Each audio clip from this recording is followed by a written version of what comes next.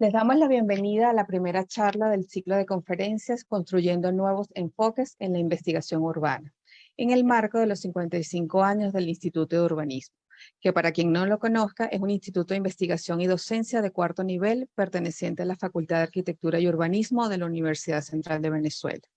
Mi nombre es Natalie Naranjo, arquitecto con maestría en transporte urbano, soy docente investigadora del Instituto de Urbanismo desde el año 2007 y seré la moderadora de la sesión de hoy.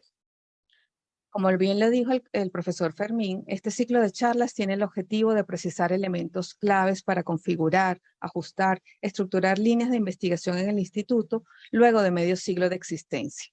Se inicia con el área de ambiente y sostenibilidad, contando con la participación del profesor Domingo Acosta con la charla titulada Ciudades Intermedias, Espacio Público y Sostenibilidad Urbana, seguida por la intervención de las investigadoras y profesoras Karenia Córdoba, Alejandra Leal y Dafna Beatriz Rodríguez.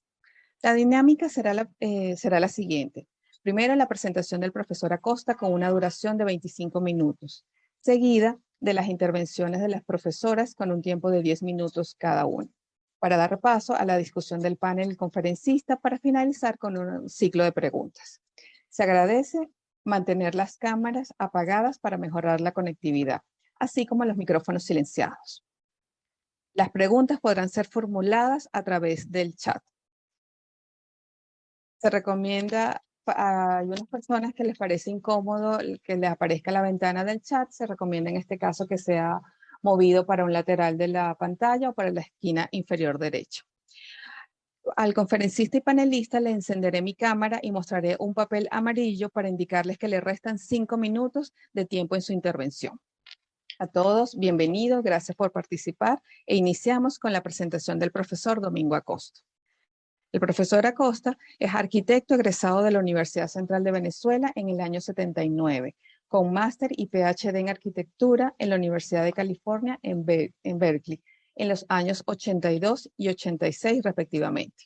Es profesor titular del Instituto de Desarrollo Experimental de la Construcción y de FAU desde el año 1986. Sus trabajos más recientes exploran el rol de las profesiones de la arquitectura y el hábitat de cara al cambio climático y el calentamiento global. Pueden ampliar la información y trabajo del profesor Acosta a través de su página web domingoacosta.org. Su artículo más reciente se titula La ciudad deseable, el papel de las ciudades intermedias en la sostenibilidad urbana, a ser publicado en el Boletín de la Academia Nacional de la Ingeniería y el Hábitat en este año 2022. Como ya mencioné, su ponencia se llama Ciudades Intermedias, Espacio Público y Sostenibilidad Urbana.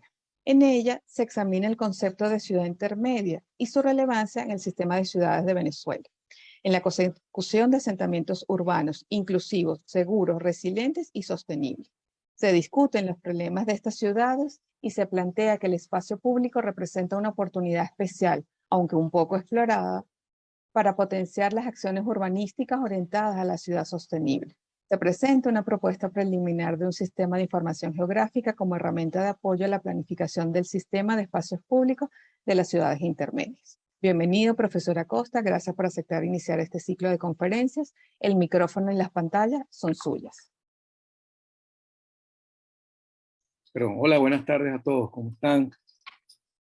Primero quisiera manifestar mi agradecimiento por esta invitación que me honra, pero sobre todo mi admiración y respeto por el Instituto de Urbanismo en sus 50 años y por esta celebración que están haciendo ustedes de la mejor manera académica posible, que es con un evento como de este tipo, inscrito en las actividades iniciales del doctorado de la cohorte 2023, pero a su vez abierto al público en general, lo cual me parece muy interesante, y en ese sentido, pues mi ponencia se adapta a ese ámbito, a un ámbito de nivel académico del doctorado, pero también para un público interesado, ¿no? Entonces, quisiera, sin más preámbulos, compartir pantalla con la presentación.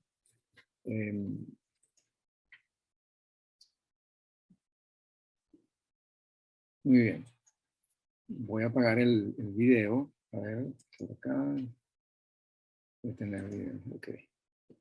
Bien, entonces, como ya se anotó, vamos a hablar de ciudades intermedias, espacio público y sostenibilidad urbana.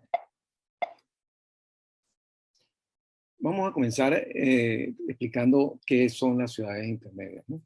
Las ciudades intermedias son aquellas que se clasifican como de mediano tamaño en base a la población total de cada país y que además cuentan con dinamismo y potencial de crecimiento y desarrollo económico. Ciudades intermedias son estas cuatro que ustedes ven aquí, que quizás ustedes las conozcan la mayoría de ellas, ¿no? Cumaná, Carora, Carigua, Rubio, son ejemplos. Están en un rango, según distintas fuentes, entre 20 y 50 mil, digamos, en mínimo, y un millón de habitantes. Representan un 20% de la población mundial, entre un tercio y la mitad de la población urbana mundial, y en Venezuela representan más de la mitad de la población, según vamos a ver. Ahora, ¿cuál es la importancia de las ciudades intermedias? Primero, que concentran una gran proporción de la población, en nuestro caso, como vieron, más de la mitad, juegan un papel decisivo para lograr asentamientos urbanos inclusivos, seguros, resilientes y sostenibles, como indica el Objetivo de Desarrollo Sostenible número 11 de la ONU. Mejorar la calidad de vida de estas ciudades propiciaría el descongestionamiento y descentralización de las áreas metropolitanas de las ciudades de primer orden, y estas ciudades además tienen una escala ideal. Los gobiernos locales están más próximos al ciudadano para combatir la pobreza y atender a la población a menores costos. Esta proximidad es sumamente importante en el tratamiento de este problema.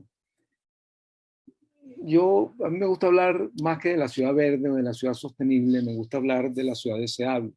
Ya nos decía Jane Jacobs en su clásico libro Muerte y Vida de las Grandes Ciudades: cuando nos ocupamos de las ciudades nos enfrentamos a la vida en su forma más compleja e intensa. Quisiera leerles directamente de mi artículo. Bueno, sabemos que vivimos en un planeta urbano, que las ciudades prevalecen en un mundo cada vez más urbano. Y allí yo digo en el artículo: la ciudad deseable representa una aspiración en el logro de una ciudad justa, democrática, diversa y accesible. Una ciudad con espacios y servicios públicos de calidad, sostenible, verde, con medidas de seguridad y adaptación al cambio climático e integrada a su entorno rural y natural. Es una ciudad, y esto es muy importante, que más que buscar expandir su huella con nuevos desarrollos, busca renovar y consolidar la ciudad existente, sus barrios, su espacio público, sus lugares de encuentro lúdico y su infraestructura. En definitiva, busca velar por el bienestar de sus ciudadanos. Es una ciudad además con una respuesta clara al problema del cambio climático.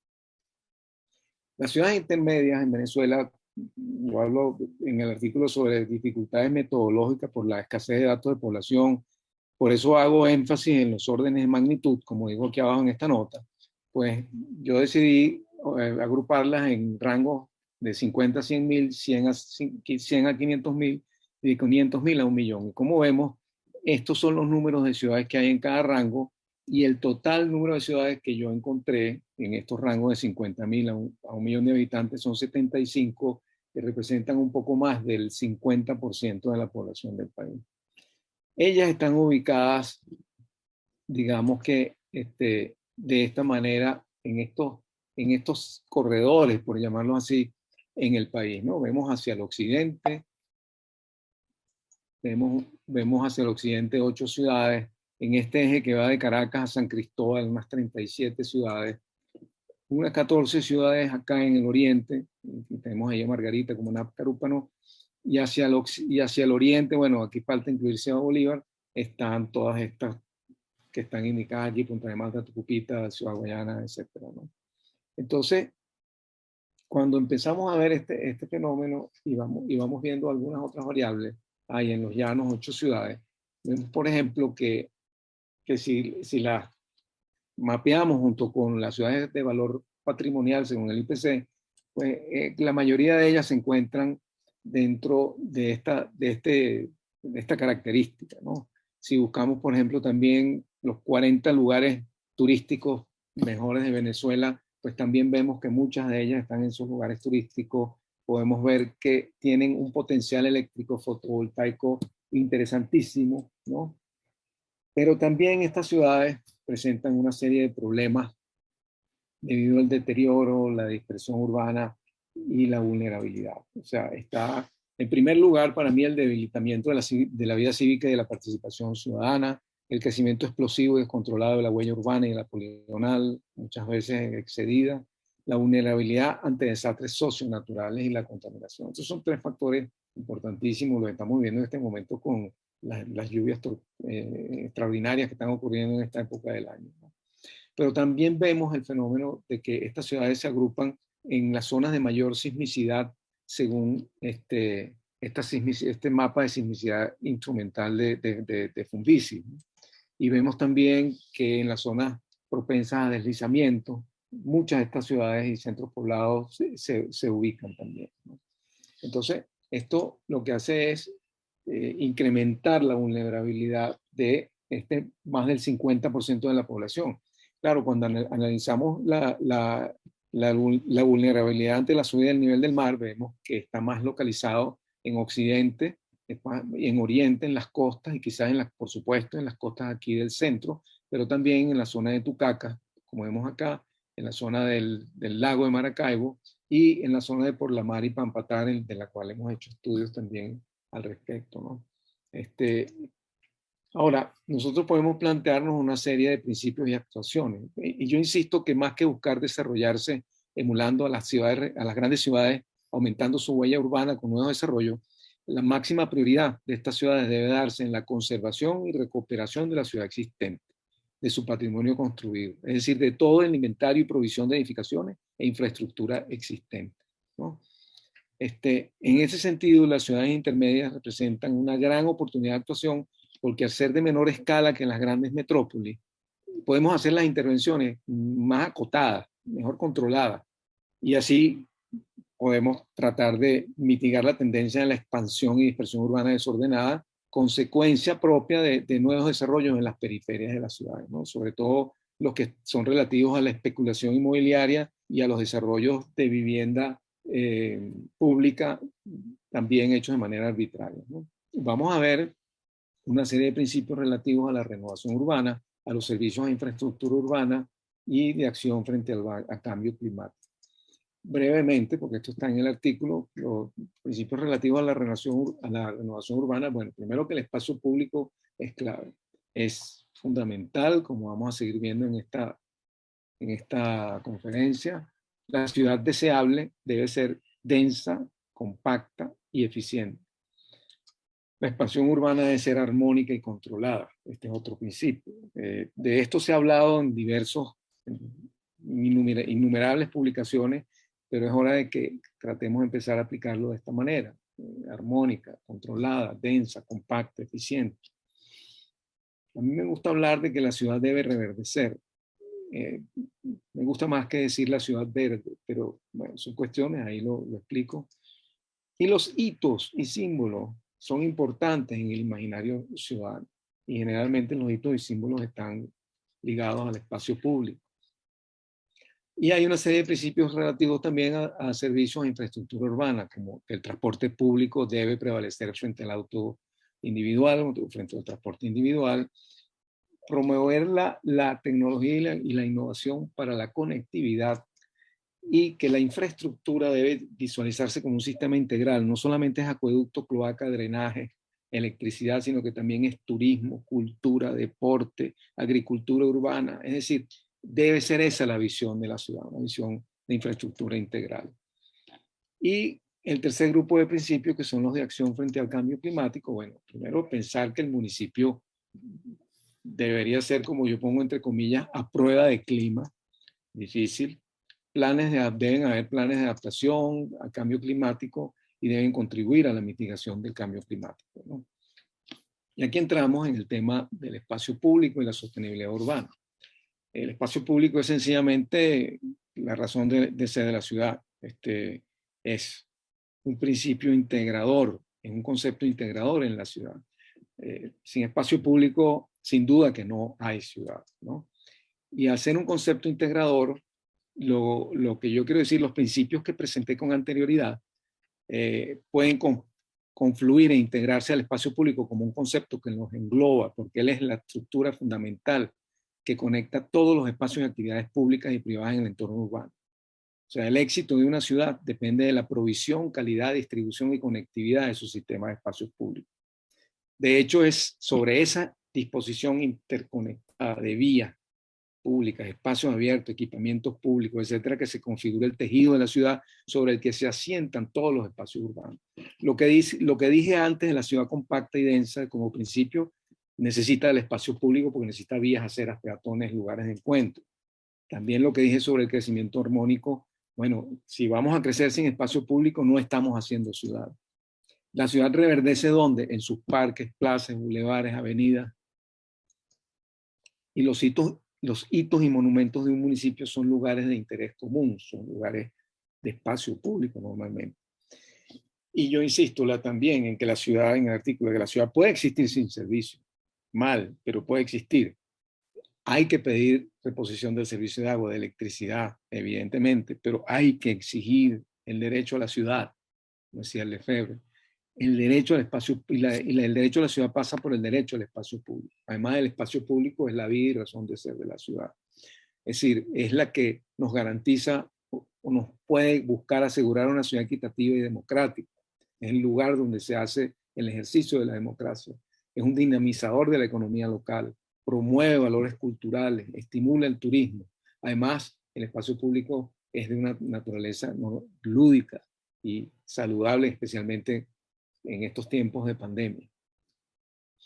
Bueno, hay tipos de espacio público. Yo he tomado varias referencias en la literatura y me he remitido a decir que primero tenemos las vías públicas, bulevares, aceras, calles, paseos, paseos de todo tipo. Todas estas son las vías públicas, avenidas. Ese es un tipo de espacio público. La acera para Jane Jacobs será el principal elemento del espacio público y para otros autores que también cito en el artículo. Hay espacios públicos abiertos como plazas, parques, jardines, playas urbanas, espacios colindantes al piedemonte urbano, etcétera. Todo eso son, Pablo, espacios públicos abiertos. Y el equipamiento público que está considerado aquí, que son museos, galerías, terminal de pasajeros, como lo vemos acá, mercado, todo esto son espacios públicos. A veces se piensa que el espacio público es solamente el espacio público abierto, pero también hay espacio público que indudablemente tiene limitaciones de horario, pero que es espacio como el equipamiento público. Después está la movilidad urbana sustentable, de la que acabo de hablar antes de entrar en la sala de espera con la profesora Natalie, que es una de las áreas importantes del Instituto de Urbanismo. Ahora, la visión del espacio público que yo planteo en el artículo es que el espacio público debe ser el epicentro de las estrategias urbanas. Es decir, las estrategias de planificación y renovación urbana deben tener como punto de partida el espacio público. O sea, más que planificar desde la ciudad privada, se debe hacer desde la ciudad pública. Es decir, considerando el espacio público como elemento estructurante y de ordenación de la ciudad. Los planes privados de ocupación y desarrollo del territorio deben estar subordinados al dominio e interés público. Eso debe ser una regla de nuestra visión del espacio público. El espacio público además debe ser considerado como un sistema, no pueden ser parchos, no pueden ser elementos sueltos. Y además, para ser una ciudad incluyente y justa debe haber una política de espacio público que se aplique a toda la ciudad, no a los lugares preferidos de los alcaldes, que son los que generan producto comercial, actividad comercial. En primer lugar, porque así contribuimos a una sociedad equitativa y democrática, donde todos tengan derecho a la ciudad. Y en segundo lugar, porque así podemos alcanzar un equilibrio de integración de sus elementos en varios aspectos: cantidad, distribución, accesibilidad, conectividad. Es decir, no puede ser que concentremos los espacios públicos en el centro de una ciudad y entonces las periferias estén desprovistas de este elemento. Y muy importante considerar el papel del espacio público en el cambio climático en la ciudad a través de la adaptación o resiliencia a las amenazas del cambio climático y la mitigación o prevención de su impacto y sus consecuencias, por ejemplo, con las energías renovables o el transporte limpio. Digamos, el espacio público, un ejemplo de adaptación, es que puede atender la vulnerabilidad frente a desastres a través de espacios abiertos de amortiguación contra tormenta, contra fuertes oleajes, como pueden ser espigones, rompeolas, malecones, que sirvan a la vez, como se ha hecho con anterioridad, de espacio abierto público. Muy importante atender las islas de calor urbano. Eso se están haciendo muchos estudios. Nuestros colegas, nuestros amigos geógrafos hacen mucho trabajo, énfasis sobre este tema, y promover la regeneración de la vegetación en todos los espacios públicos para dar sombra.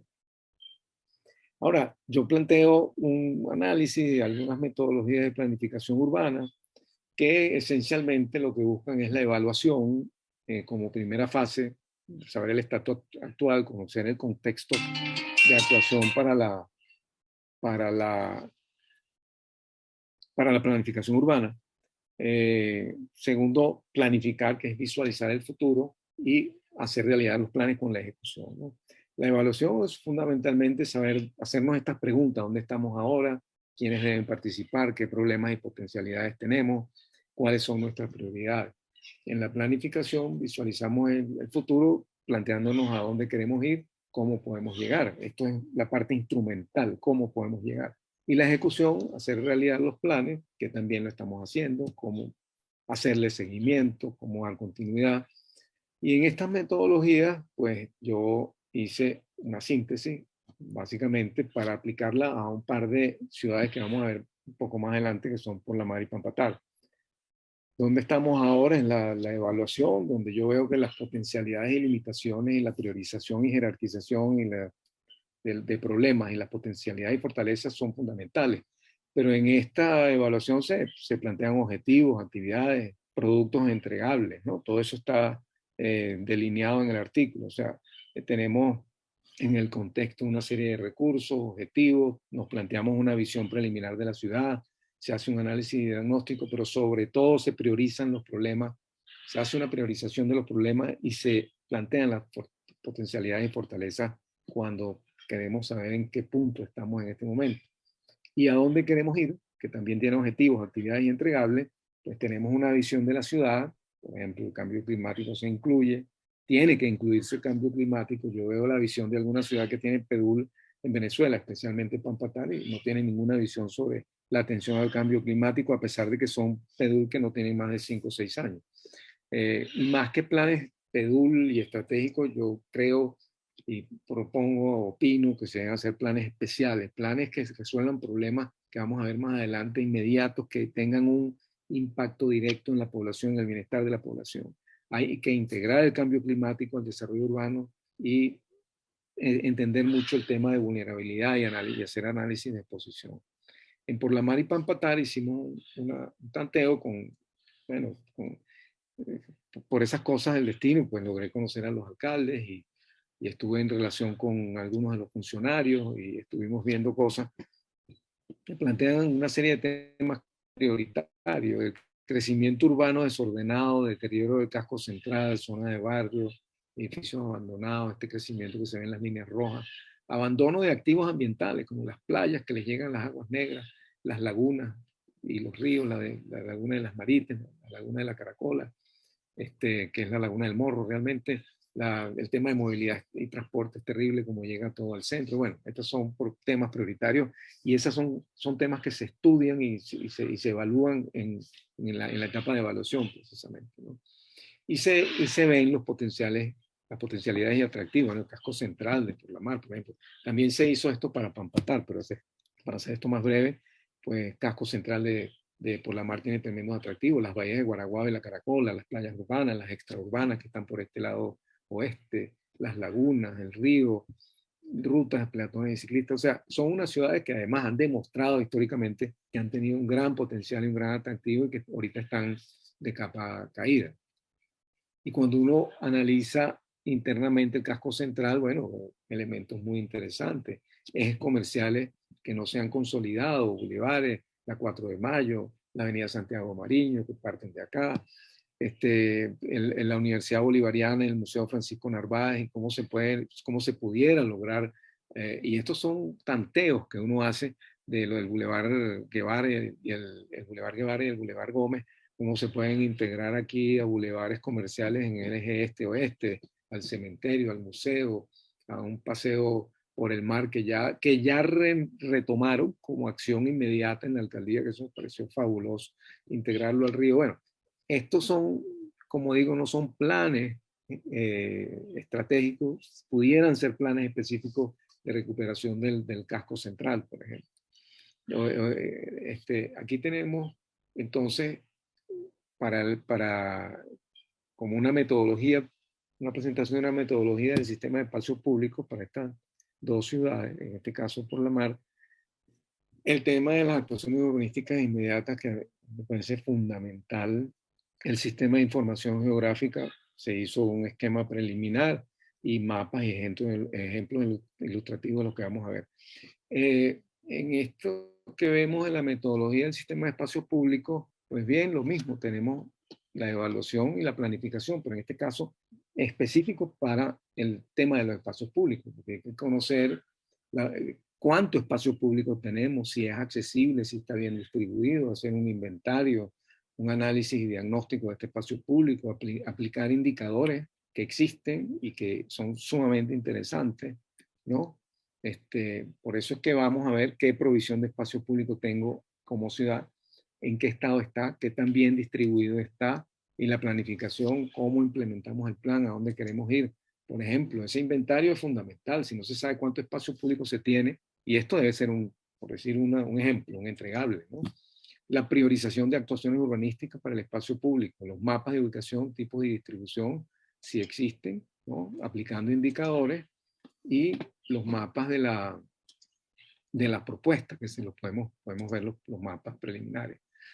Y para eso, para cuantificar las variables de espacio público, bueno, se puede contar con indicadores fiables en 3 categorías.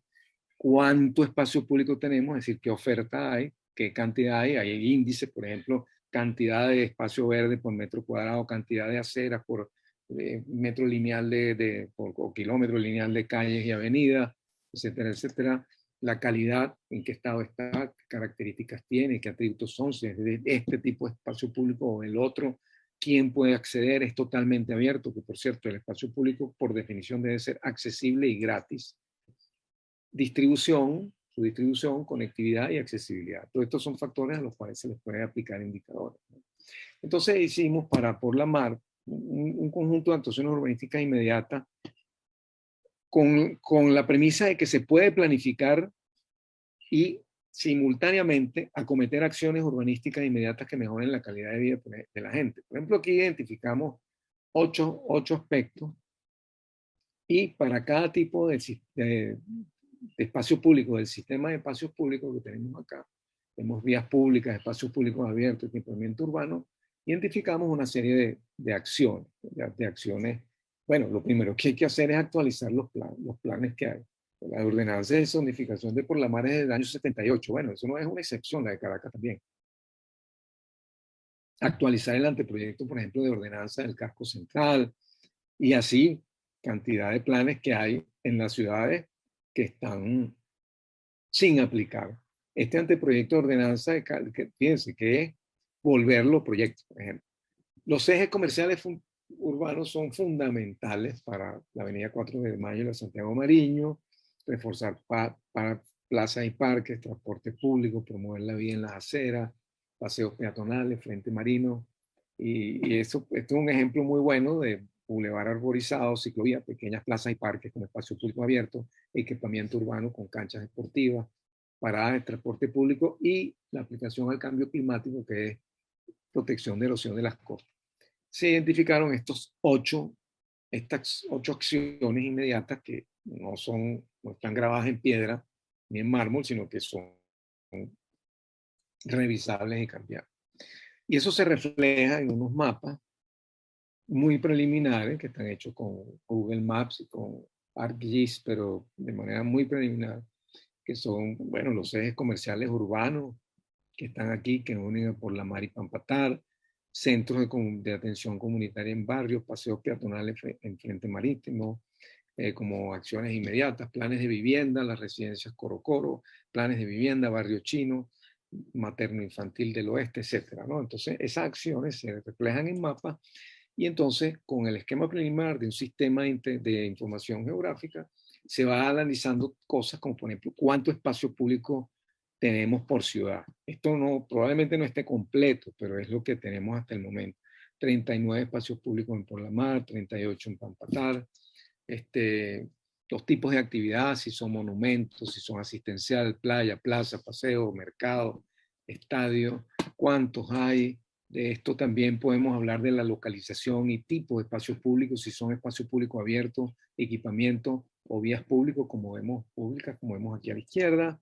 De eso se saca, por supuesto, la típica base de datos de un sistema de información que está organizada como uno quiera, por tipo de sitio, por tipo de espacio, por tipo de ciudad, todo esto. Y la propuesta que se coloca encima del sistema actual, del sistema de espacios públicos, bueno, que deberían haber más paseos peatonales, más bulevares, que renovar el casco central, una biblioteca, monumento. Y estos son sacados del inventario de proyectos que tienen las alcaldías y de otros temas que acordamos que serían interesantes, algunas cosas que yo les propuse, como por ejemplo este de los corredores verdes, que uniesen a las dos ciudades que, por cierto, siendo de oposición, tienen una competencia feroz en ver quién figura más, sobre todo de cara a las elecciones de gobernadores dentro de 3 años. Una competencia que a mí me parece buenísima, porque están peleando por hacer una buena labor. Y finalmente, pues, entrarle a los cascos centrales de cada una, determinando también una propuesta de espacio público que sea interesante, pues que sea de acorde a la ciudad. Entonces, me gustaría insistir al final de que sabemos que la ciudad es un tema central en la vida humana, en su increíble relación contradictoria con la naturaleza y la sociedad. Pero también que las ciudades intermedias en Venezuela tienen una singularidad, unas características muy particulares, unos problemas muy peculiares y que se pueden plantear estrategias para abordarlo. También creo que se evidenció el papel de las ciudades intermedias para lograr avances significativos en la sostenibilidad urbana en todo el país y que tienen la posibilidad ellas tienen la posibilidad de planificar sistemáticamente su renovación urbana y que el espacio público y la renovación urbana son claves para abordar los desafíos en el camino hacia la sostenibilidad urbana de las ciudades intermedias. Yo creo que de aquí en adelante las ciudades tienen la posibilidad de planificar sistemáticamente entonces su renovación urbana, que además el espacio público debe y puede ser organizado como un sistema, visualizarlo como un sistema organizado que abarque toda la ciudad y se puede planificar y a la vez acometer acciones urbanísticas que mejoren de inmediato la calidad de vida de la ciudad. Bueno, esto es todo, espero haber cumplido con el tiempo. Gracias, ya puedo dejar de compartir pantalla. Muy amable, gracias por su atención.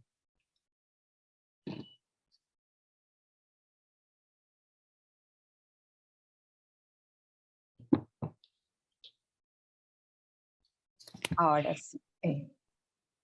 Muchísimas gracias, profesora Costa. Bueno, súper puntual estuvo, lo agradecemos también. Y bueno, interesante ponencia que nos expone el potencial de las ciudades intermedias, pero también los retos que enfrentan para lograr esa ciudad deseada y resiliente, que bien nos definió, además de la importancia del transporte público con este planteamiento innovador del reverdecer de la ciudad. Muchísimas gracias. Ahora iniciaremos la sección de los panelistas con la intervención de la profesora Karenia Córdoba. La profesora Córdoba es licenciada en Geografía de la Universidad Central, es magíster cienciario en Planificación de Sistemas Energéticos de la Universidad Estadual de Campiñas en Sao Paulo, Brasil, y doctora en Arquitectura por la Facultad de Arquitectura y Urbanismo del UCB. Es docente e investigadora desde el año 1994 en el Instituto de Geografía y Desarrollo Regional de la Universidad Central de Venezuela, en el área de energía, ambiente y desarrollo sustentable. Se especializa en estudios sobre la matriz energética y sus impactos sobre el ambiente, la gestión ambiental, el cambio climático. Geomática espacial aplicada en estudios sobre transformaciones ecosistémicas, variabilidad y cambio climático, islas térmicas urbanas, así como los impactos sobre la salud y el ambiente urbano y el análisis del impacto de la temperatura superficial sobre ecosistemas naturales protegidos, como son los humedales, los monumentos naturales, parques nacionales, urbanos y periurbanos. Bienvenida, profesora Córdoba, gracias por aceptar la invitación. Quedamos atentos a escuchar su experiencia en el área de ambiente y sostenibilidad.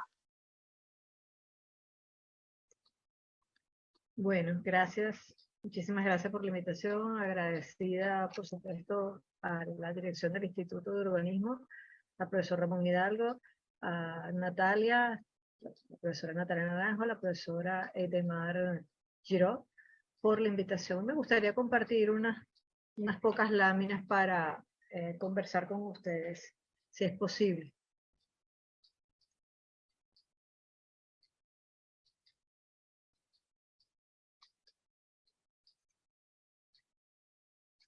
Por favor, me dicen si se ve.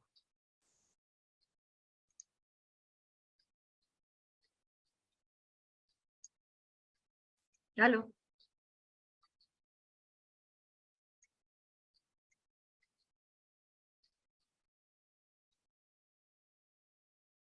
Buenas tardes. Natalia, ¿se ve? Sí, ahora Natalia. sí, profe. Sí, ahora sí se ve. Ok, perfecto. Disculpen, pequeños problemas técnicos. Bueno, yo les voy a Sí. conversar un poco, como decía el profesor Domingo Acosta, un poco también de la isla de calor, pero más enfocado al tema de la isla de calor como patología urbana, ¿no? Hablando un poco del enfoque sistémico orgánico en los estudios urbanos y algunas de las patologías distintivas que se han ido analizando a lo largo del tiempo, pero yo me voy a enfocar básicamente en la isla de calor como patología urbana. Bueno, como ya dijeron, yo soy profesora de investigador del Instituto de Geografía de la Universidad Central de Venezuela.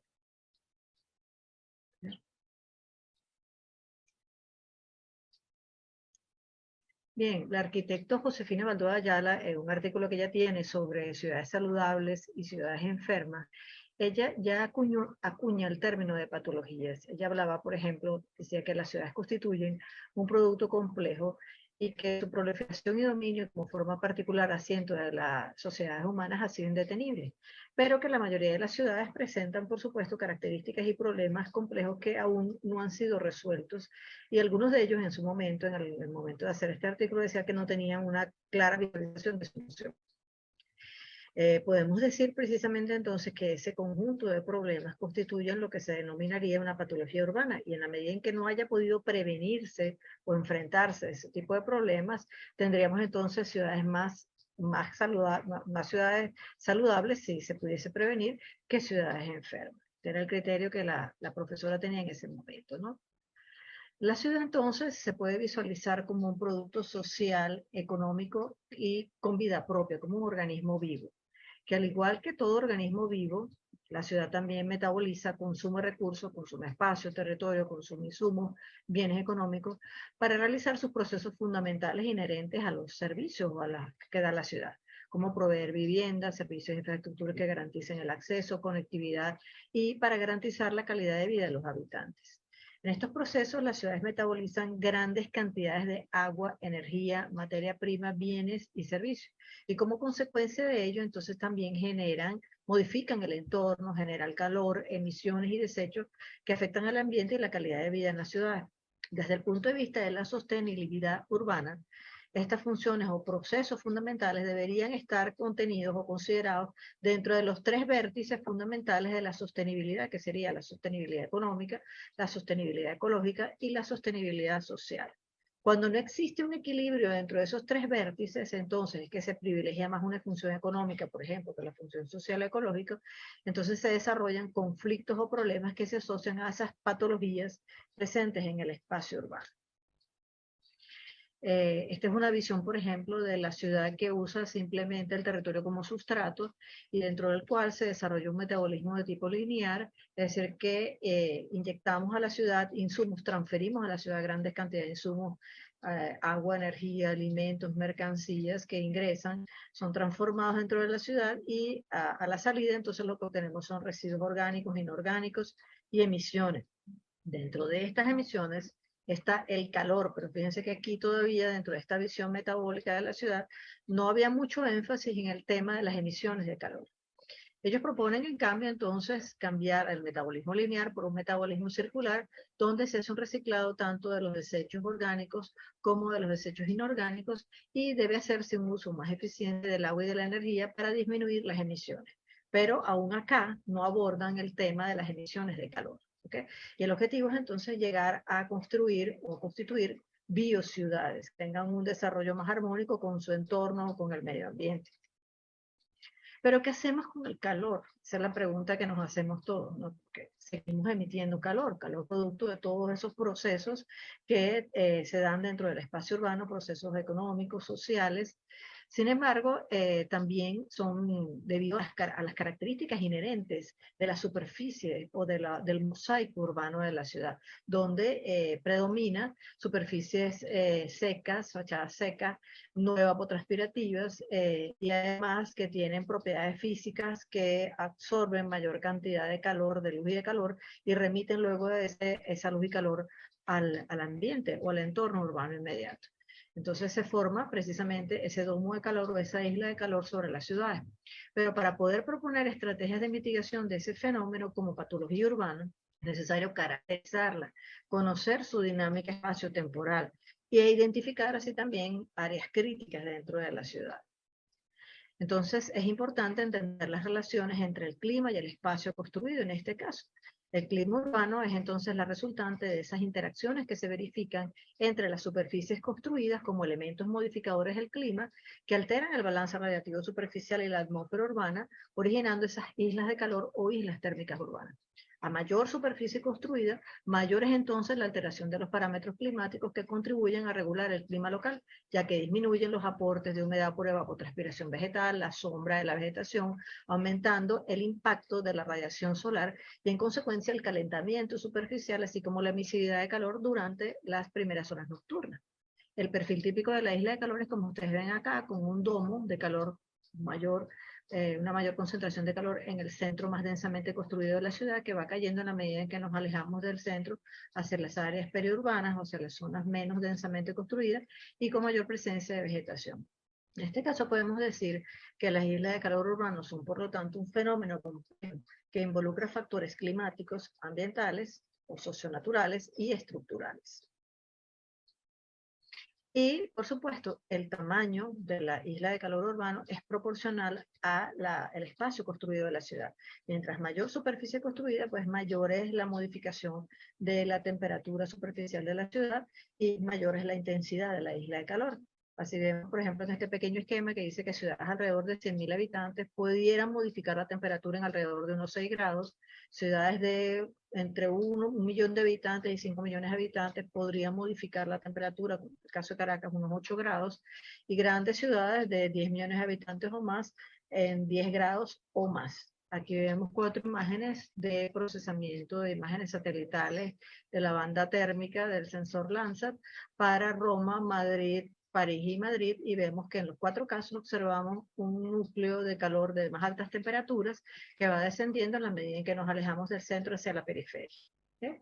Y por supuesto estas patologías urbanas están relacionadas con la historia de la ciudad, con las tipologías urbanas que se desarrollan en la ciudad.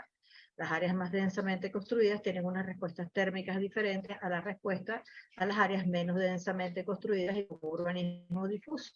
Aquí vemos la evolución de la variabilidad estacional de la isla de calor en la ciudad de Caracas en periodo de sequía y en periodo de lluvia. Y lo que salta a la vista aquí es que los meses de marzo y abril del año 2020 fueron los años donde se manifestó con mayor intensidad esta isla de calor. Y lo que llama la atención es precisamente que estos fueron los 2 meses más fuertes del lockdown o del cierre de la pandemia. Y aún así, aquí se manifestó con mayor intensidad la isla de calor. Lo que quiere decir que los aportes por la modificación de las superficies tienen que ver, y las respuestas de la interacción de la superficie con la atmósfera son mucho más importantes inclusive que los aportes antropogénicos en este caso. Aquí vemos los sistemas de información integrados al análisis de la isla de calor, donde podemos integrar coberturas vectoriales y poligonales con información relevante, por ejemplo, de los sitios de la ciudad para identificar áreas críticas por cada uno de los espacios municipales, asociando cobertura de demografía, de información sobre las características de las edificaciones, etc. Y finalmente podemos proponer, a partir de este tipo de acción ambiental y estrategias de mitigación estructural. Las estrategias de mitigación ambientales se enfocan en mejorar la calidad del aire, la circulación local, incrementando y renovando las superficies evapotranspirativas, es decir, la arborización urbana, y están más enfocadas o alineadas con la conservación de espacios naturales, la revegetación de corredores verdes, mantenimiento y revegetación de parques recreacionales y vecinales, revegetación y rescate de arborización de espacios, etc. Y en el caso de las estrategias de mitigación estructurales, están más enfocadas a disminuir la absorción de calor en las áreas urbanas, implementando medidas que aumenten el albedo superficial.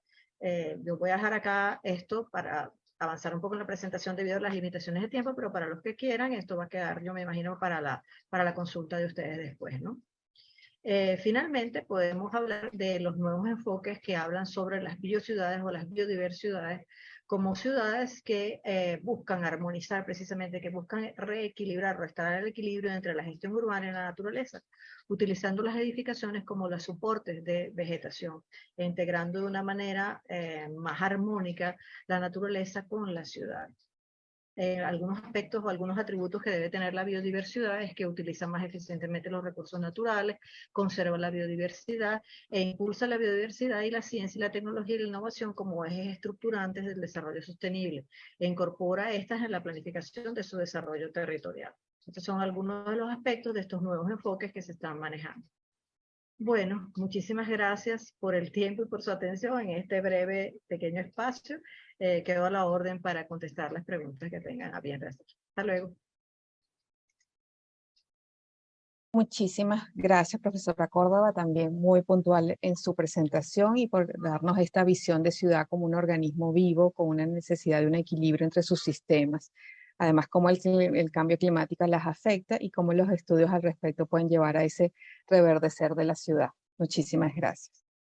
Continuamos con la participación de la profesora Alejandra Leal, antropóloga de la Universidad Central de Venezuela, doctora en urbanismo también de la Universidad Central de Venezuela, de la Facultad de Arquitectura, para ser más precisa, y actualmente labora como investigadora adscrita al Departamento de Sismología de la Fundación Venezolana de Investigaciones Sismológicas, FUNVISI, realizando estudios sobre terremotos históricos, evolución histórica del riesgo sísmico urbano y construcción social del riesgo sísmico en Venezuela. Es autora y coautora de diversas publicaciones especializadas en revistas arbitradas, tanto nacional como internacionales, en las líneas de investigación que antes mencioné. Asimismo, se desempeña como profesora en el doctorado del Instituto de Urbanismo. Profesora Leal, bienvenida a su casa.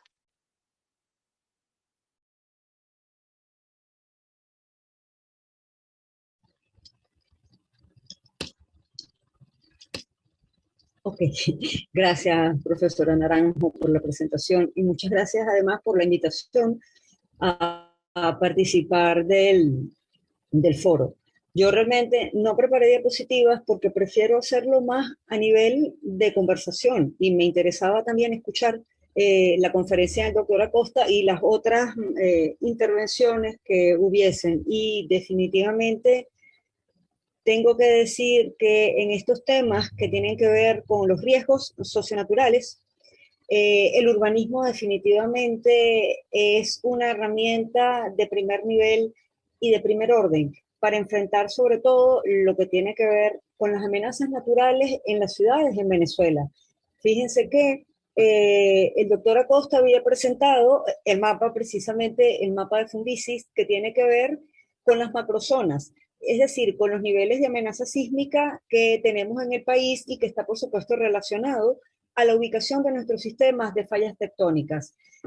Quizás recuerden también que en cierta medida todo este mapa que tiene que ver con la amenaza sísmica está indisolublemente ligado a las amenazas geológicas que tienen que ver con los movimientos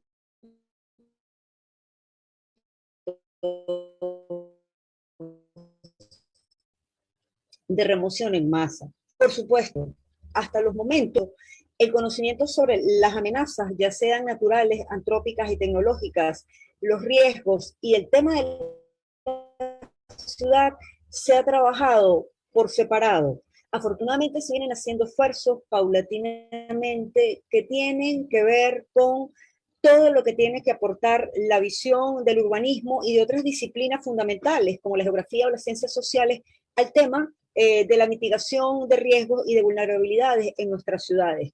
Y hay unas cosas muy importantes a las cuales además la conferencia del doctor Acosta y las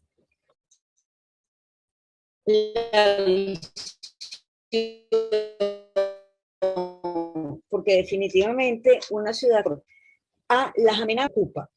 Recuerdo que precisamente siendo profesora de metodología de la investigación en el instituto, una estudiante comentaba que no se puede considerar que los terremotos sean un fenómeno urbano, porque son un fenómeno natural. Por supuesto, eso es indiscutible. El problema es que se trata de un fenómeno natural sumamente complejo, como todas las amenazas naturales, que interactúa necesariamente con las características de la ciudad.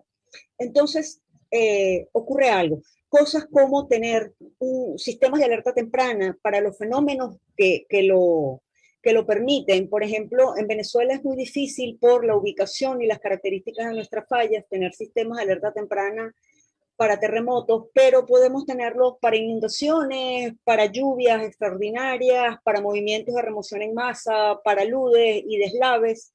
Sí se pueden tener allí sistemas de alerta temprana, se puede instrumentar y además se pueden supervisar las grandes obras de infraestructura que por escaso mantenimiento pueden, por supuesto, amplificar cualquier fenómeno como las lluvias, que fue además lo que ocurrió en Antiguo, seguramente sin mantenimiento, y esta lluvia extraordinaria sube el nivel de los diques y produce un deslave sin duda de menor intensidad que los deslaves del río Limón en 1987, pero igualmente un deslave importante con un saldo increíblemente trágico. Tener un sistema de espacios públicos funcional, seguro, es también una manera de enfrentarse y de disminuir los riesgos, porque un sistema de espacios públicos bien mantenido, bien establecido y seguro te permite un lugar a donde huir en el caso, por ejemplo, de un terremoto, que una de las recomendaciones fundamentales es, bueno, huya a un espacio abierto. Yo tendría que correr 5 cuadras hasta la Plaza La Candelaria para estar en un espacio abierto, pues a menos que me lance a la Avenida Panteón. Pero es necesario. Yo realmente tenía la intención de hacer de esta intervención un llamado a que los urbanistas, geógrafos y cualquier disciplina que tiene que ver con la producción de la ciudad se sumen al tema del conocimiento de las amenazas naturales que existen en Venezuela en cada una de estas ciudades, que aprendamos a diferenciarla, que aprendamos a buscar la información y a leer los diferentes niveles de amenazas que existen en nuestras ciudades y aprender a manejarlos para poder operar una verdadera reducción del riesgo sísmico y de la vulnerabilidad de nuestras ciudades. Eso es imposible hacerlo contando solamente con las ingenierías y con la sismología. Ahí es necesario que todas esas disciplinas que tienen que ver con la ciudad, con sus procesos, con su configuración, se sumen a este trabajo, porque realmente es muy importante.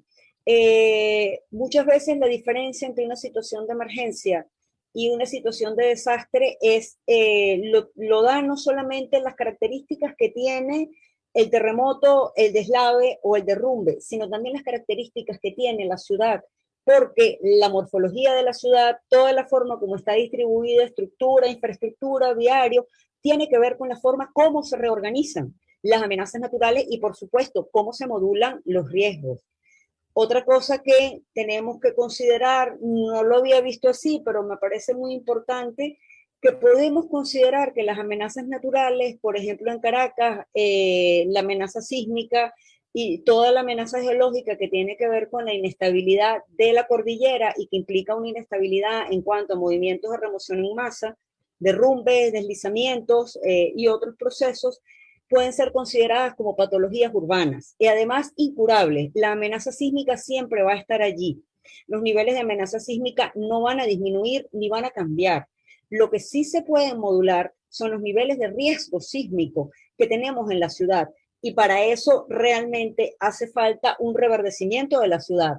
Un sistema de alerta temprana, un buen sistema de espacios públicos, de comunicación, de accesibilidad, que tenga además una especial, que considere con especial importancia todos los temas que tienen que ver con las vías de acceso, de comunicación y con los medios de transporte, porque eso nos permite, como agentes de la ciudad, movernos más rápido, más eficientemente y poder lidiar con las consecuencias de un sismo, de una lluvia extraordinaria o de algún alud que venga hacia la cara sur del Ávila, de los cuales hemos tenido no tantas experiencias en el país.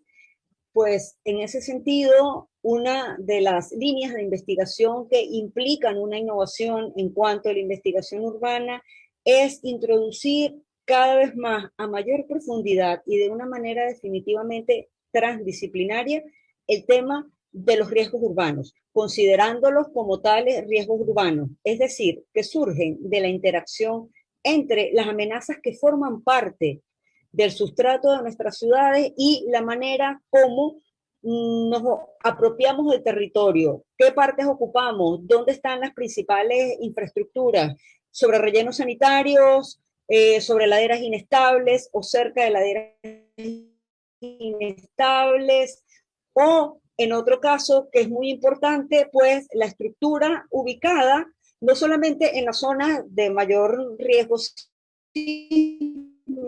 de Caracas, sino además que en parte fue lo que propició gran parte del nivel de la tragedia de Vargas. Todas esas urbanizaciones construidas en abanicos aluvionales, que además ya estaban identificados como tales. O sea, este es un tema que se ha trabajado por separado. Los urbanistas trabajan una parte, los arquitectos trabajan otra, y los sismólogos y los ingenieros ni siquiera se enteran que hay un tema que tiene que ver definitivamente con la ciudad. Entonces, bueno, eso es todo lo que tengo que decir por ahora. Muchas gracias por la invitación y por la oportunidad. Muchísimas gracias, profesora Leal, también muy concisa en su intervención y sobre todo que recalca la importancia del estudio interdisciplinario de la ciudad para entenderla, pero también para evitar o mitigar los efectos de los eventos naturales que siempre se van a presentar como patologías urbanas. Ahora, para cerrar esta sección de los panelistas, vamos a presentar a la profesora Dafna Beatriz Rodríguez. Es ingeniero químico, magíster cienciario en desarrollo y ambiente y doctora en desarrollo sostenible. Profesora adscrita al Departamento de Tecnología Industrial de la Universidad Simón Bolívar en su sede del Litoral y profesora adscrita a la Cátedra de Ciencias Ambientales de la Universidad Marítima del Caribe. La profesora Rodríguez nos hablará del manejo de desechos sólidos urbanos y los aportes de las políticas públicas en el país. Profesora Rodríguez, bienvenida y gracias por su participación. Buenas tardes, no sé si me escuchan, disculpen porque tengo un banquito y a veces no me permite ni siquiera activar el audio, no sé si me logran escuchar. Buenas tardes, gracias por la invitación, no sé si me están escuchando. Las muchachas me van a brindar el apoyo en montar las láminas porque cuentan con un bando digital y no me permite a veces ni siquiera montar las láminas. Si Natalie o Emar me ayudan al respecto, se lo agradecería muchísimo. Y bueno, he aprendido muchísimo de todos los que me han precedido, como el doctor Ramón y la doctora Karenia y la doctora Alejandra, todos estos nuevos términos. Yo soy ingeniero químico, no soy urbanista y de verdad que he aprendido muchísimo el día de hoy con ustedes. Ha sido toda una clase magistral. Entonces, en este sentido, el manejo integral de los desechos sólidos urbanos, aportes en políticas públicas para Venezuela, va a estar enfocado, y me pueden pasar la lámina, por favor, en un trabajo que hice previo para estudiar el caso del relleno sanitario de la Bonanza, pero basada en que soy ingeniero químico y que me especializo en la parte de emisiones atmosféricas y calidad del aire, estos aportes van a estar enfocados en mitigar los gases de efecto invernadero y que esta mitigación permita a futuro que los vertederos se puedan convertir en rellenos sanitarios a partir del control del biogás que se genera por la descomposición de la materia orgánica que se deposita en estos sitios de disposición final de desechos sólidos urbanos. Entonces, la operacionalización del modelo de políticas públicas, teniendo problemas como tipo PIN, justamente, que debemos disminuir el biogás en los sitios de disposición final de desechos sólidos urbanos, el valor específico de este problema es disminuir los gases de efecto invernadero, ya que el biogás es alto en metano y algunas partes de dióxido de carbono y otros de benceno, tolueno y otros compuestos en menor cantidad, pero este metano, que es la mayor parte de lo que conforma el biogás, es 21 veces más potenciador del calentamiento global que el dióxido de carbono, que es lo que consideramos como la unidad de medición para los gases de efecto invernadero. En este sentido, en nuestros sitios de disposición final, son muy pocos los que se controlan en Venezuela el biogás que se emite a la atmósfera. Entonces, por eso es esta operacionalización en este sentido.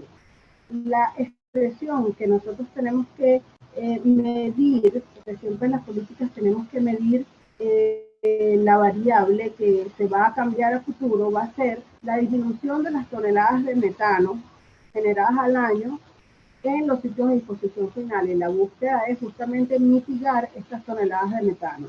Los sistemas de política van a estar enfocados para esta presentación exclusivamente en el ámbito metropolitano y urbano, dadas las características de este evento, en lo económico estatal, nacional e internacional, aunque hay muchas otras ejes que se tienen que cubrir en sistemas de políticas públicas, fue acotado también por la razón tiempo. El valor final que generará este sistema de políticas es justamente aumento de la calidad del aire y por ende la calidad de vida, sobre todo de las comunidades cercanas a los sitios de disposición final. Siguiente lámina, por favor. En este sentido, en el primer ámbito, el metropolitano y urbano, la primera de las expresiones sería elaborar planes integrales de desechos sólidos urbanos incorporando variables de diseño en ciudades compactas, como ya muy bien lo explicó Ramón, y ¿cuál sería la variable que se va a medir en la operacionalización? Serían el número de municipios con planes de gestión integral de desechos sólidos urbanos actualizados por año. Pero no solamente el número de municipios con planes, sino también que necesitamos más municipios, porque de los 335 municipios que tiene actualmente Venezuela, muchos de estos municipios abarcan grandes extensiones de suelo y no es lo que es deseado con las ciudades compactas, como ya nos los han venido explicando anteriormente. Entonces, esto nos garantizaría que, por ejemplo, en lo que sería la movilidad para las rutas de recolección de residuos y desechos sólidos urbanos, serían más eficientes desde este punto de vista y desde muchos otros con respecto a la ocupación del suelo y a la eficiencia de los servicios que se prestan en la ciudad. Aquí estamos enfocados desde el punto de vista del manejo integral de los residuos y desechos sólidos. ¿Cuáles son los actores que estarían involucrados? Bueno, las gobernaciones, alcaldías municipales, el Ministerio de Ecosocialismo, las direcciones estadales, principalmente, porque son los que deben llevar estos planes integrales de desechos, las alcaldías.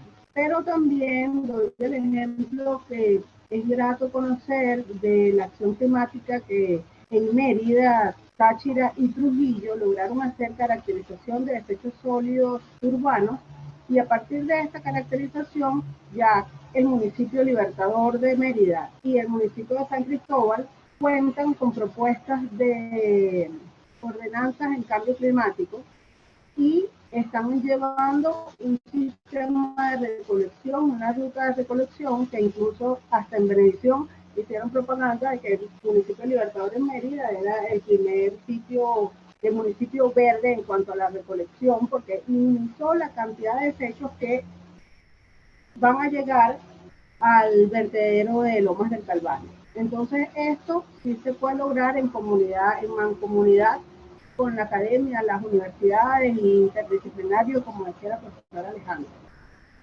Generar descentralización de los servicios de manejo integral de desechos sólidos urbanos y los sitios de disposición final. Y bueno, aquí en Venezuela hemos tenido concesiones a empresas privadas en sitios de disposición final como Ecotécnica, que en su momento pues lo hizo bien en su momento, y adicionalmente tenemos concesiones privadas no solamente en los sitios de disposición final, sino en la recolección y el transporte de los desechos. De lo que se ha podido evaluar a nivel nacional, ha funcionado que los municipios que cuentan con este tipo de concesiones, empresas privadas, ha funcionado mejor que en los casos que no es así y que son corporaciones múltiples del Estado, del municipio como tal.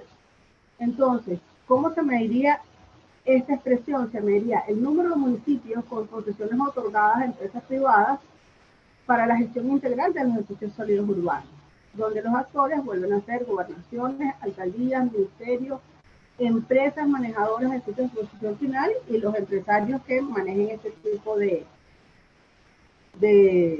sistema para recolección de desechos y toda el área que tenga que ver con desechos. Los contratos con revisión de tarifas anualmente, la operatividad coeficiente de los sitios de disposición final y la capacidad de pago se tienen que diferenciar de la manera residencial, comercial e industrial. Entonces, esa revisión tarifaria se puede ejecutar anualmente o semestralmente y que de esta manera se segreguen el comercial con el industrial y se pueda ir actualizando para que los servicios puedan mejorar en la medida de que se van actualizando las tarifas. Entonces, la expresión de medición sería el número de municipios con tarifas revisadas anualmente y diferenciación de pagos. Alcaldías municipales, empresas, manejadoras de sitios de disposición final serían los actores involucrados. Siguiente lámina, por favor.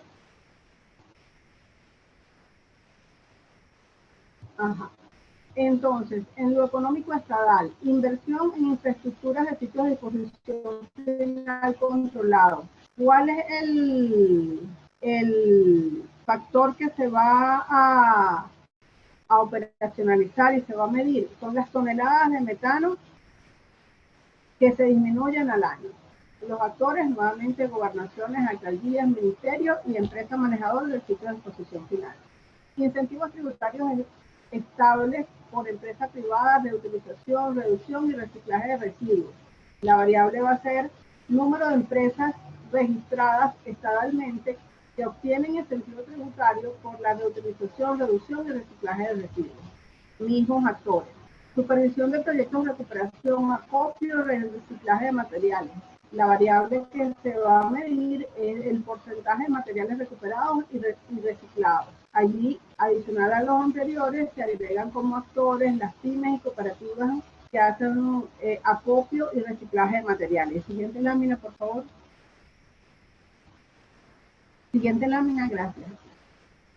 En lo económico nacional, eliminar las distorsiones ocasionadas por subsidio de combustible y electricidad. ¿Por qué esto se incluye? Porque, por ejemplo, en el caso de la bonanza, ellos instalaron unos evapoincineradores para con el biogás, usándolo como combustible, tratar el lixiviado. ¿Qué pasó? Que era más costoso limpiar el biogás para poderlo utilizar en esos evapoincineradores y le pasaba una tubería de gas de PDVSA por pleno relleno sanitario y decidieron, bueno, no, sale más costoso limpiar el biogás, vamos a inyectarle gas natural del que viene por la tubería y no resultó para lo que inicialmente fue instalada la tecnología.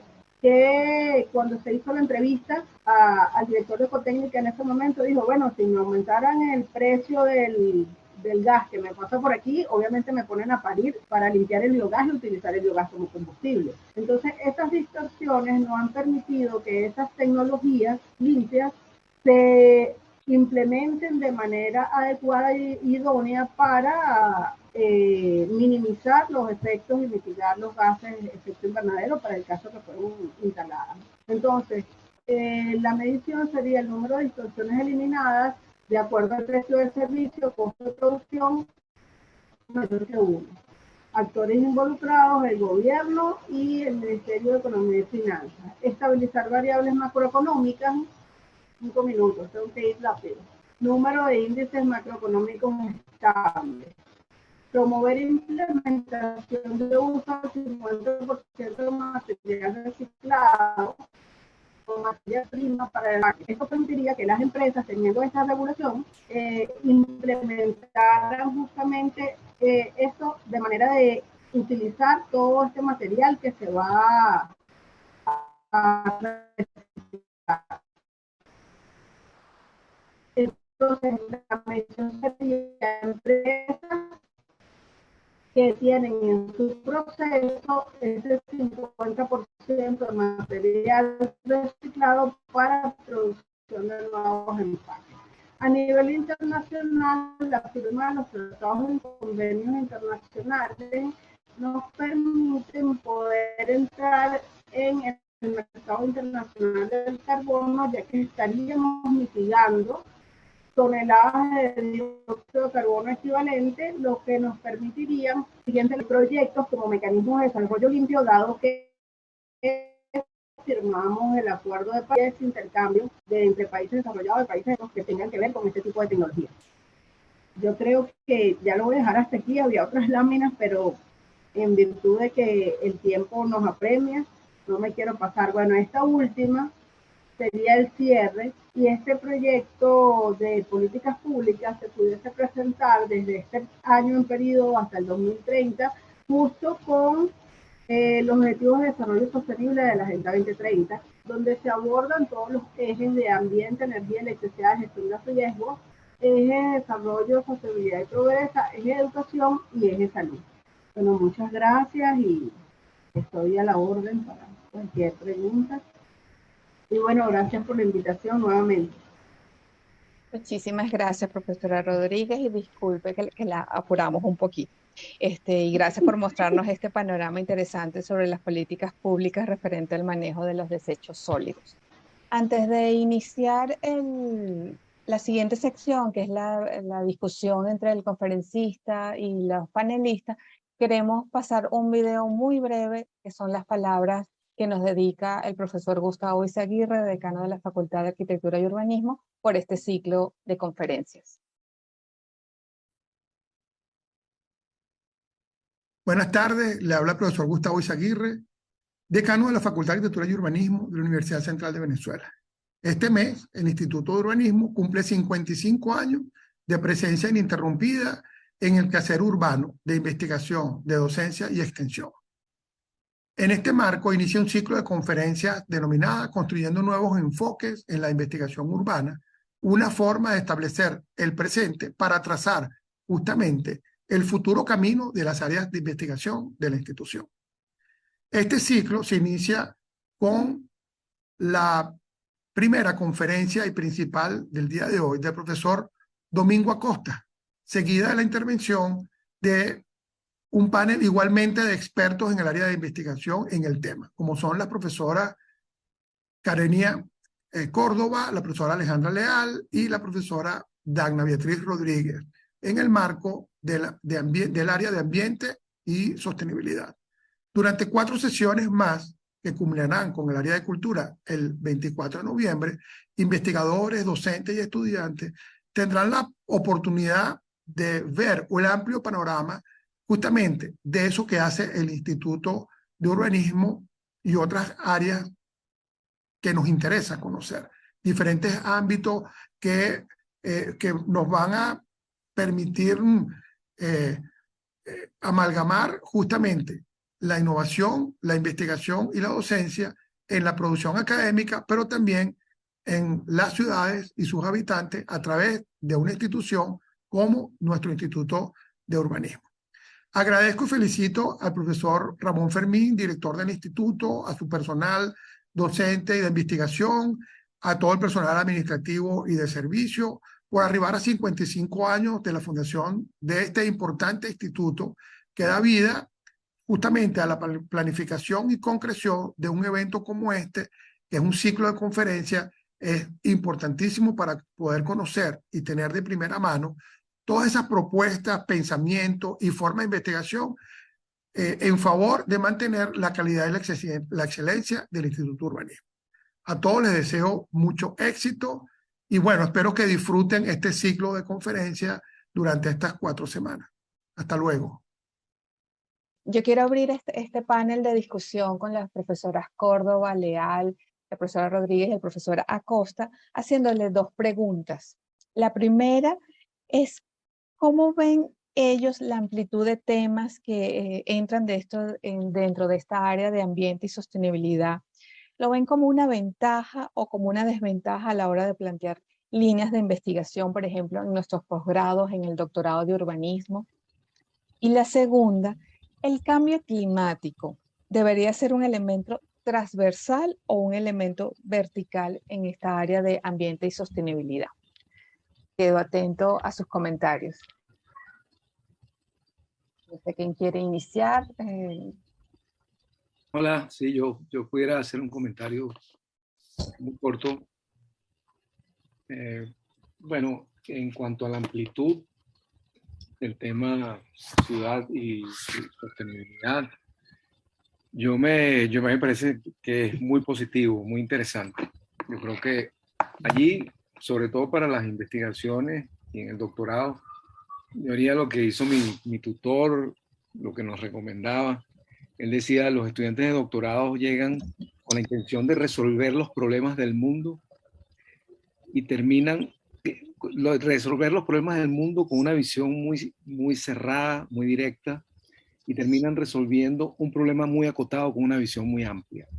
Y eso a mí me marcó y me parece extraordinariamente interesante, por lo que yo creo que la amplitud de los temas es favorable. Pero por otra parte, yo he visto que ustedes han hecho un esfuerzo de dividir en 5 áreas de investigación en el instituto, en el doctorado, lo cual ya acota evidentemente estos asuntos, que son mucho más amplios que lo de ciudad y sostenibilidad. Y el cambio climático debería ser un elemento transversal, porque ya es un elemento de supervivencia de la especie humana principalmente, ¿no? Y bueno, el planeta va a seguir su vida, pero el cambio climático nos tiene marcados y debería ser un elemento transversal. Gracias, profesora Acosta. ¿Aló? Alejandra, sí, profesora Córdoba, adelante. Adelante, Alejandra. Okay. Gracias, profe. Bien, yo estoy completamente de acuerdo con el profesor Acosta en que la amplitud de los temas en lo que tiene que ver con ambiente y ciudad y sostenibilidad definitivamente es una ventaja, porque estamos hablando de temas que son increíblemente complejos, que son encrucijadas entre ciencias naturales y sociales para hablar de una clasificación gruesa. Y precisamente esa amplitud de temas nos llama la atención sobre lo compleja que es la ciudad, lo complejo que es el ambiente, sobre todo cuando añadimos amenazas naturales y de otro orden y cambio climático, y empezamos a atenderla mejor, porque además comenzamos a producir conocimiento desde el punto de vista de la complejidad y de la transdisciplinariedad. Entonces, conocemos mejor la ciudad y sabemos mejor cada vez cómo la gestionamos, sobre todo en el tema de todos aquellos eventos adversos que pueden afectar la existencia, la supervivencia o la funcionalidad de la ciudad. Y bueno, el cambio climático es un tema muy discutido. De hecho, está esta corriente que lo da como un fenómeno existente. Hay otra corriente que señala que el cambio climático es algo inevitable, porque tiene que ver con los pulsos y los tiempos de la Tierra que realmente superan las escalas humanas. Pero si el tema del cambio climático, con todos los problemas que trae, sobre todo para todos los riesgos hidrometeorológicos, nos va a ayudar a mejorar la ciudad y a reverdecer la ciudad, pues definitivamente tiene que tratarse como un tema clave del urbanismo y de cualquier disciplina que tenga que ver con lo urbano y con la ciudad. Gracias, profesora Leal. Bueno, ahora me toca a mí al revés. Es cierto. Sí, muy interesante todas las ponencias y agradecido otra vez por la invitación. Bueno, yo creo que la isla de calor como fenómeno climático y ambiental es también como un tema transversal, ¿no? Porque tiene que ver con todo. Tiene que ver con el diseño urbano, tiene que ver con el ambiente, tiene que ver con el clima, tiene que ver con el cambio climático y tiene que ver con todo ese desarrollo, ese esfuerzo que estamos haciendo aquí ahora de discutir el tema de reverdecer la ciudad, de utilizar los espacios públicos para reverdecer la ciudad, son parte de las estrategias claves que se proponen justamente para mitigar el calentamiento superficial. Entonces vean cómo todos los temas se van entrelazando unos con otros y además, justamente lo que tú apuntabas, Alejandra, hay aumentos de vulnerabilidades debido al cambio climático, debido a los fenómenos sísmicos, pero también derivados del problema de la isla de calor urbana hay un aumento de vulnerabilidad asociado a enfermedades cardiovasculares y respiratorias en la población. Entonces vemos como cada uno de estos temas es sumamente complejo, tiene muchas aristas y definitivamente yo creo que el Instituto de Urbanismo debe incorporar estas líneas de investigación con un enfoque intertransdisciplinario como lo hemos hecho aquí hoy, porque me parece que enriquecería mucho los estudios de posgrado. Gracias, profesora Córdoba. No sé si la profesora Rodríguez quería agregar algo. Aquí está.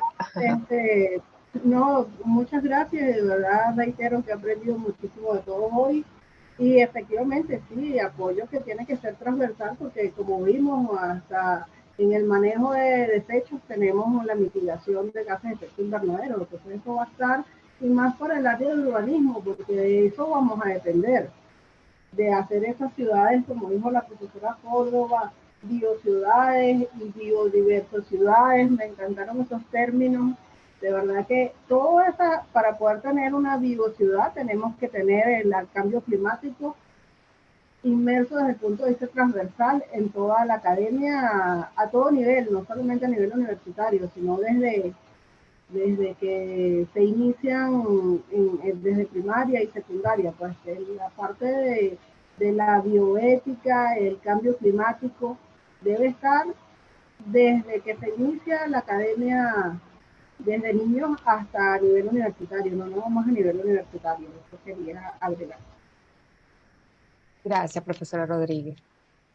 Si no hay alguna pregunta de los panelistas entre ellos, vamos a abrir ahora la ronda de preguntas a los asistentes. La pueden levantar la mano o podemos formularlas a través del chat. Indican, por favor, si es una pregunta genérica para todo el panel o para uno de los profesores en particular. Se queda abierto el chat y, por favor, levanten la mano para las personas que quieran intervenir.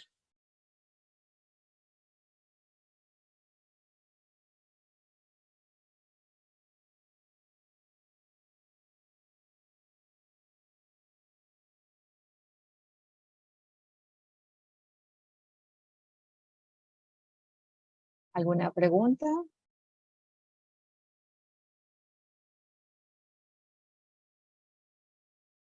Tenemos un comentario de Pedro Ramírez que dice: buenas tardes, muy interesantes las presentaciones, pero en el tema de los residuos sólidos se tiene en la operalización del modelo de políticas públicas, se dice el número de municipios con concesiones otorgadas a empresas privadas, la gestión integral de los DSU y SDF, disculpen que no sé las siglas, creo que en manos de la empresa privada no queda la gestión, sino el manejo y la operación. Entiendo cómo niveles de actuación, gestión, manejo, operación. Excelentes iniciativas todas. Y Pedro quisiera ampliar un poco su comentario.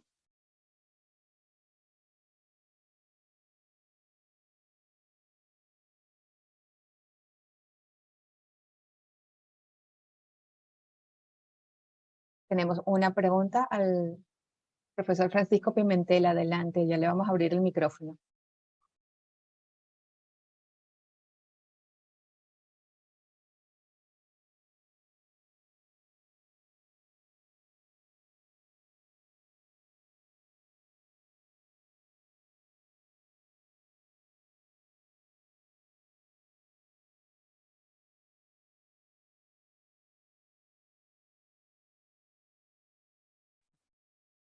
Listo, profesor, ya puede hacer su pregunta.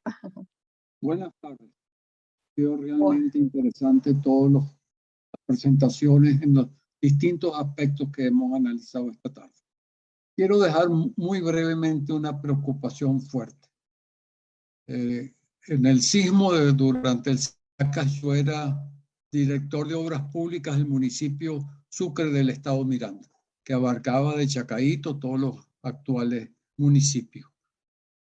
Fueron días muy duros, muy duros.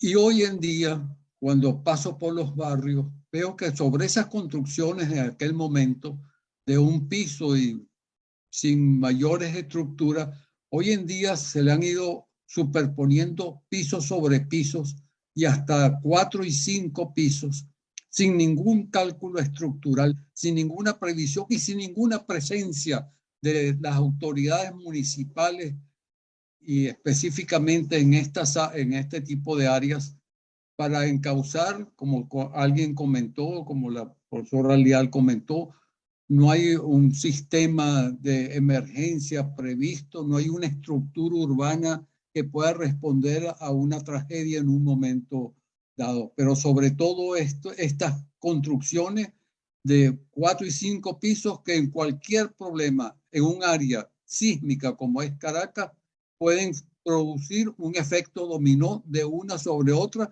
y la tragedia puede ser realmente grande e importante. Gracias. Gracias, profesor Pimentel. Tenemos una pregunta en el chat de Pedro Fernández para el profesor Domingo Acosta. ¿Cuáles son las visiones en disputa en torno a la frontera entre lo urbano y lo rural en las ciudades intermedias?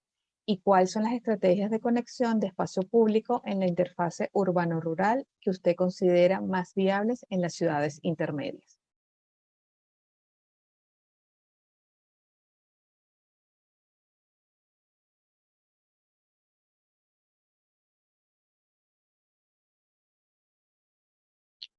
¿Pueden abrirle el micrófono al profesor Acosta, por favor?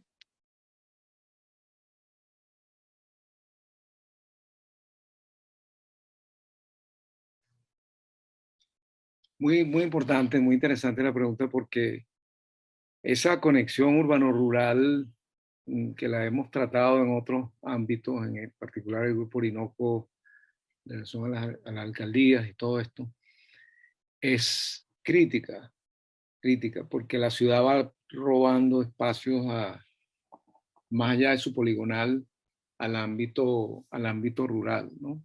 Yo lo trato brevemente en mi artículo, que lo tengo que ver, y ciertamente que estas ciudades intermedias, deben jugar un papel muy importante como nodos de un sistema de ciudades, propiciando un desarrollo, vamos a decir, más equilibrado. Porque fíjense que el área metropolitana de Caracas se fue agrandando hasta tomar los territorios agrícolas que tenía a su alrededor. Pero las ciudades intermedias pueden funcionar como un nexo, un enlace entre los ámbitos urbano y rural de los municipios a los que pertenecen, ¿no? Y esa interfaz urbano-rural es clave en el papel de muchas ciudades intermedias. Tenemos a Cariguaraure, por ejemplo, ¿no? Propiciando relaciones, bueno, productivas, de intercambio, para un desarrollo más armónico, más equilibrado, ¿no? Yo creo que además las ciudades, como dije, sirven de enlace entre estas ciudades intermedias, pueden jugar ese papel. Lo vemos en muchas ciudades en el occidente y en los llanos y en el interior, llegando a una proporción mayor de la población, y se pueden convertir en núcleos referenciales que contribuyan a desconcentrar y descentralizar la vida económica y social del país, ¿no?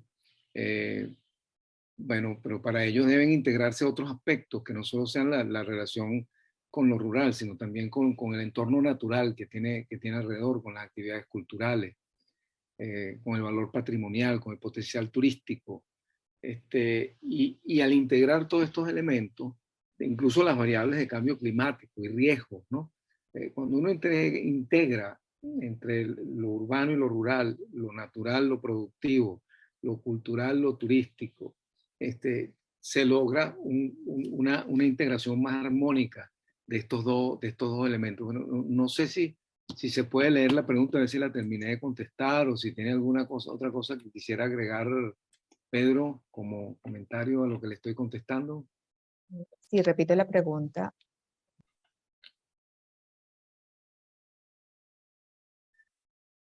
¿Cuáles son las visiones en disputa en torno a la frontera entre lo urbano y lo rural en las ciudades intermedias? ¿Y cuáles son las estrategias de conexión de espacio público en la interfase urbano-rural que usted considera más viables en las ciudades intermedias? Bueno, visiones en disputa, eso ha habido desde que existe lo rural y lo urbano. Bueno, lo que pasa es que aquí entramos en un territorio casi que filosófico, bueno, filosófico si se quiere, con el asunto de la dualidad ontológica entre naturaleza y sociedad, ¿no?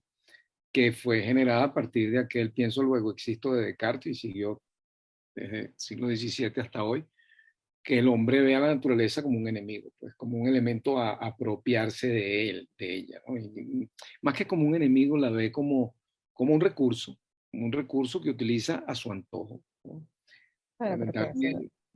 Y bueno, no sé si eso contesta. Bueno, y la otra parte, el espacio público es indispensable para conectar lo rural y lo urbano, sin duda, porque las avenidas, los corredores verdes son elementos que integran esa dualidad urbano-rural.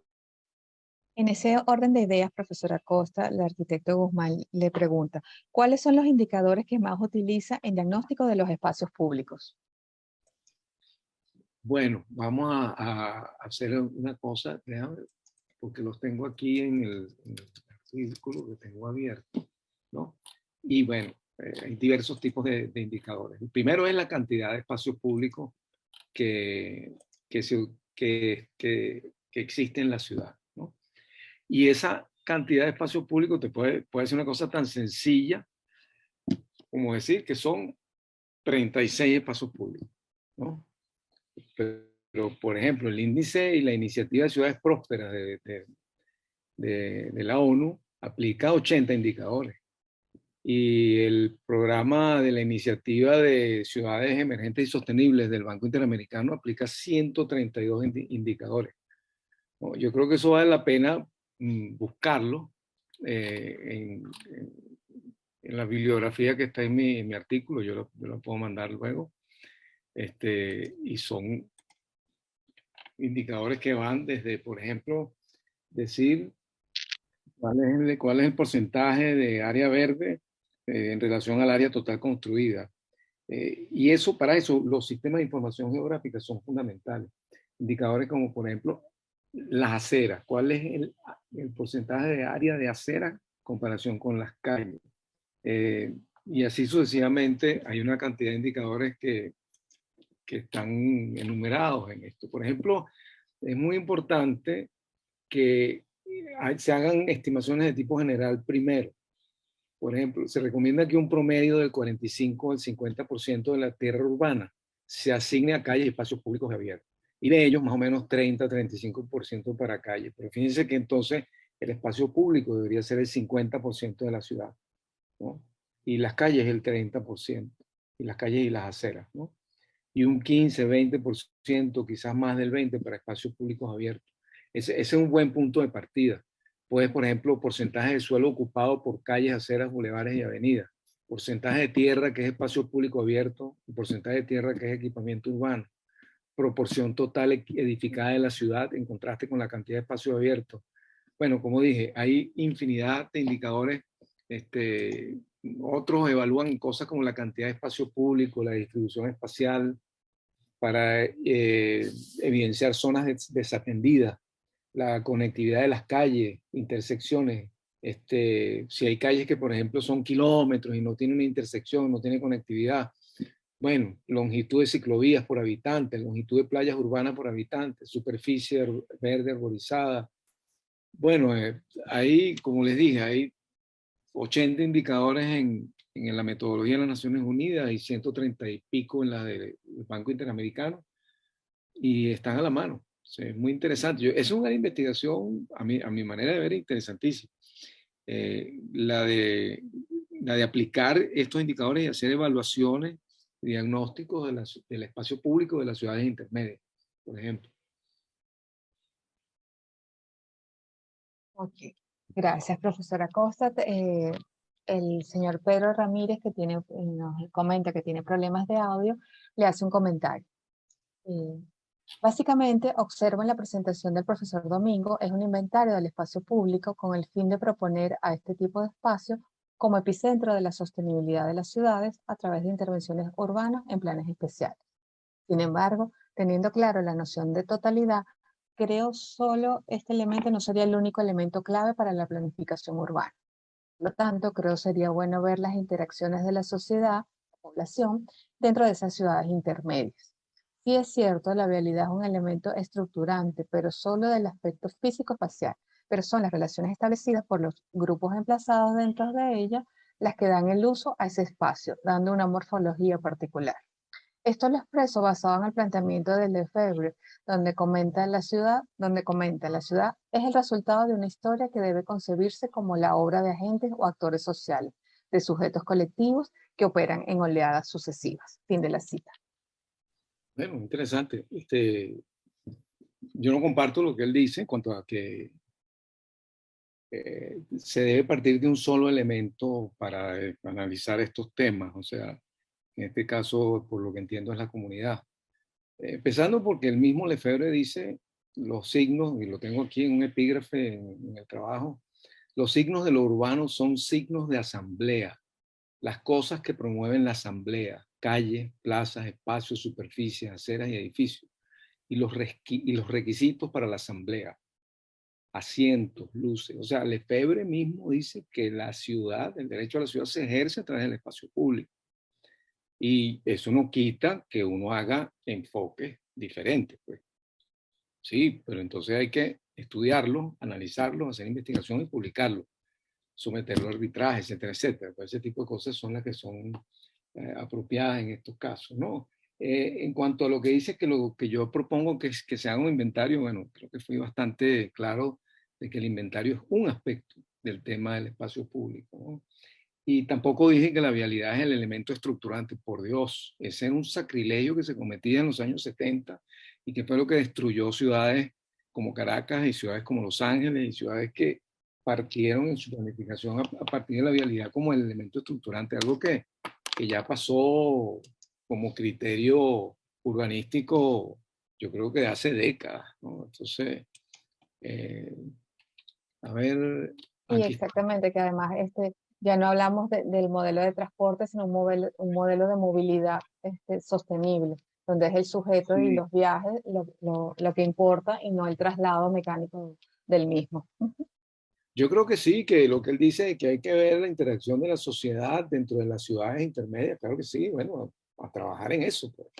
Hay gente, hay citas, yo tengo aquí en el artículo muchas citas sobre el tema de la sociedad, cómo se incorpora al espacio público y cuál es la prioridad que le debe dar, pero creo que sí es un tema que le interesa a Pedro Ramírez, que me parece muy bueno que lo trabaje, lo plantee y lo someta a consideración como tema de investigación, pues, ¿no?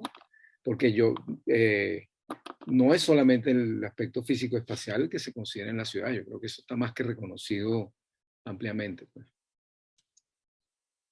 Yo le tengo una pregunta a la profesora Alejandra Leal. Profesora, este estudio que usted ha hecho en el área de los terremotos y de los sismos, ¿tiene conocimiento de que se haya hecho en otro tipo de desastres naturales como los deslaves, las inundaciones, o solamente usted tiene conocimiento de los que se han hecho en el área sísmica? Él, por favor. Ya tiene abierto su micrófono, profe. Bueno, principalmente, por supuesto, Natalie, yo conozco mejor los trabajos de los terremotos porque eso fue parte de mi tesis doctoral y yo estaba muy metida en la investigación desde ese punto de vista.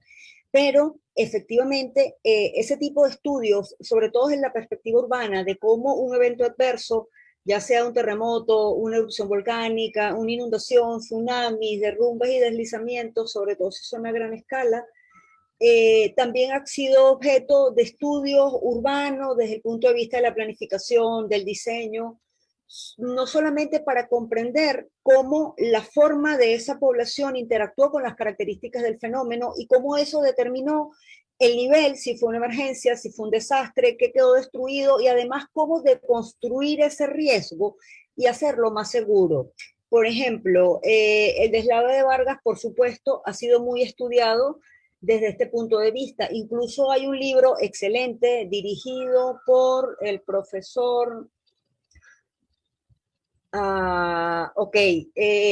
José Luis López y Óscar Andrés López. Ellos dirigieron un volumen que habla de lo ocurrido con los deslaves de Vargas, pero aparte de todo lo que tiene que ver con la geología y la ingeniería, también hay una parte que tiene que ver con el urbanismo. Sin embargo, deslaves como los deslaves de Río Limón en 1987 realmente no han sido estudiados desde este punto de vista y esa es una deuda que está pendiente. En otros países, por ejemplo Chile, que tiene una amenaza sísmica mucho mayor que la nuestra, es decir, los terremotos son más peligrosos y se le adiciona una amenaza de tsunami que es muchísimo mayor que la nuestra, que en 500 años de historia tenemos aproximadamente 5 tsunamis históricos registrados que no fueron tsunamis monstruosos. Ellos hacen estos estudios considerando sobre todo terremotos y terremotos tsunamigénicos. Los brasileños, por otra parte, como no tienen amenaza sísmica, pero tienen problemas de desertificación y problemas de inestabilidad geológica, trabajan en la parte urbana atendiendo estas que son las amenazas que ellos enfrentan en sus ciudades. Pero definitivamente ese es un tema donde hay muchísima tela que cortar y muchísimas investigaciones por hacer. Lamentablemente, por lo menos en mi experiencia como investigadora y como tutora de estas tesis, sobre todo en pregrado, bueno, pasa que los estudiantes definitivamente no quieren saber nada de los fenómenos naturales peligrosos, porque hay una idea de que eso le toca a las ciencias naturales. Es una decisión epistemológica entre quién conoce la naturaleza y quién conoce a la sociedad.